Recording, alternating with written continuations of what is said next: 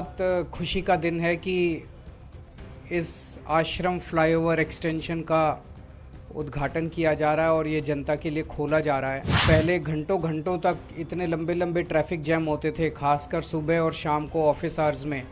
अब लोगों को इससे निजात मिलेगी। बिदा से ऑल इंडिया मेडिकल तक बिना रेड लाइट के आप फर्राटे से वहाँ पहुँच सकते हैं। लगभग 15 ऐसे और फ्लाईओवर्स के प्रोजेक्ट्स हैं जो दिल्ली के अलग अलग हिस्सों में चल रहे हैं और लोगों को वहाँ पे ट्रैफिक जाम से मुक्ति दिलाएंगे। दिल्ली को सुंदर बनाना है, दिल्ली की सड़कों को सुंदर बनाना है। जैसे जैसे समय बीतेगा आप देखेंगे और भी कई नई नई सड़कें जो हैं वो खूबसूरत होती जाएंगी, उनकी साफ़ सफाई का ख्याल रखा जाएगा। विपक्ष के जितने भी राज्य हैं उन राज्यों में काम नहीं करने दिया जाएगा। तो या तो उन राज्यों के अंदर ईडी सीबीआई छोड़ के उन विपक्षी दलों के राज्यों के अंदर उनको तंग किया जाता है या गवर्नर के ज़रिए उन लोगों को तंग किया जाता है। तो इस तरह से ये ठीक नहीं है, क्योंकि जनतंत्र तो तभी चलेगा, देश तो तभी आगे बढ़ेगा जब सारे मिलके काम करेंगे। आप सब लोगों को मेरा नमस्कार, सबको मेरा प्रणाम।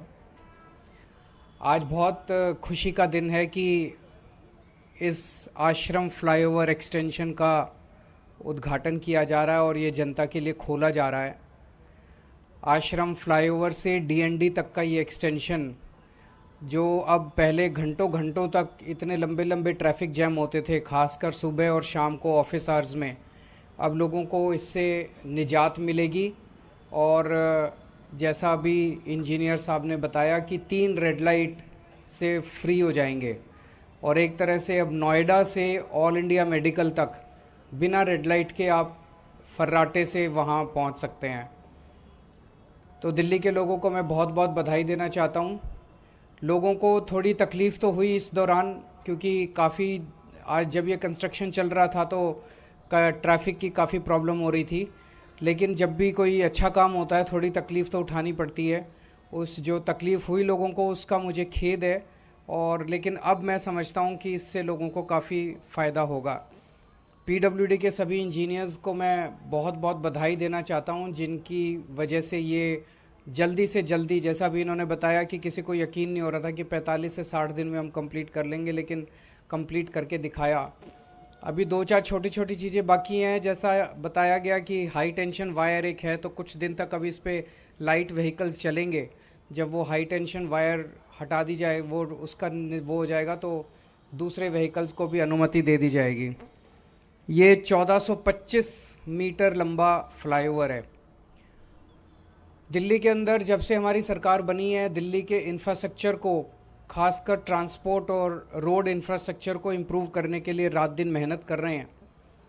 दिल्ली में टोटल अभी तक 101 फ्लाईओवर और अंडरपास हैं।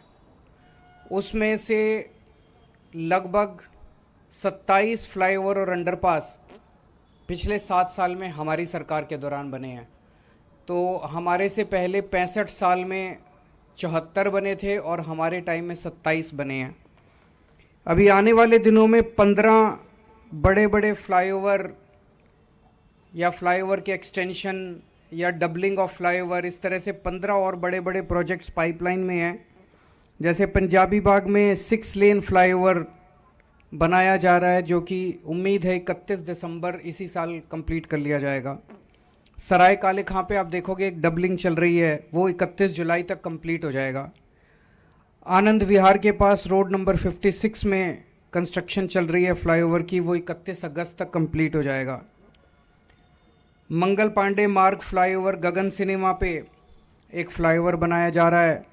Doubling of flyover at Savitri cinema, Nehru place, rotary at Shalimar Bagh, Najafgarh Phirni, Maa Anandmayi flyover, Tripolia gate से Rani Jhansi flyover, east west corridor, north south corridor, elevated road from Wazirabad signature bridge to DND flyway, extension of Nehru place flyover to Modi mill flyover, LC12 railway over bridge at Kheda Khurd.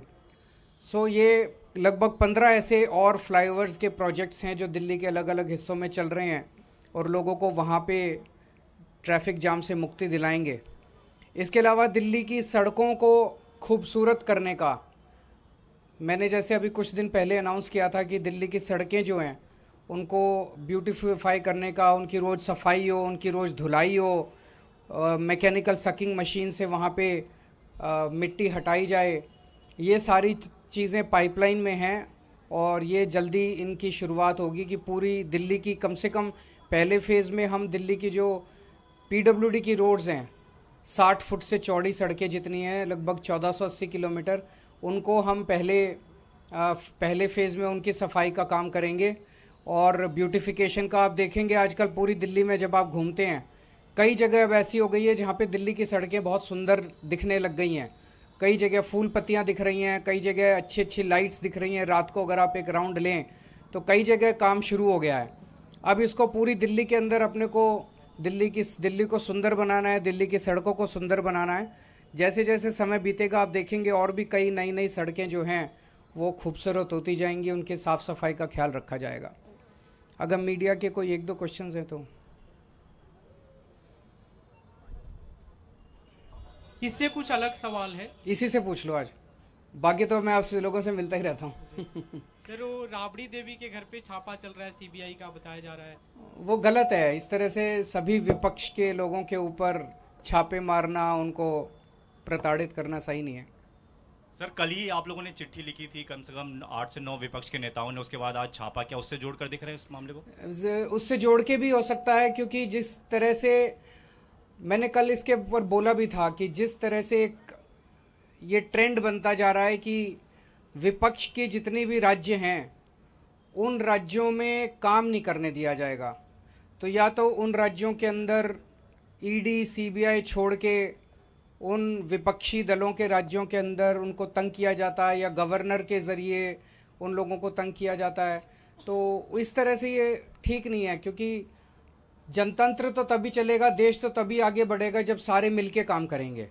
विपक्ष के जितने भी राज्य हैं उन राज्यों में काम नहीं करने दिया जाएगा।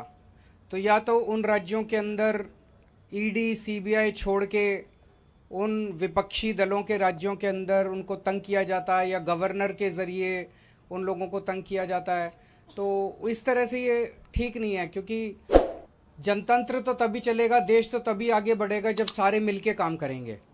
तो चाहे पक्ष हो चाहे विपक्ष हो, जिसको भी वोट मिला उसकी सरकार बनी, उसकी सरकार को काम करने दिया जाना चाहिए। Thank you.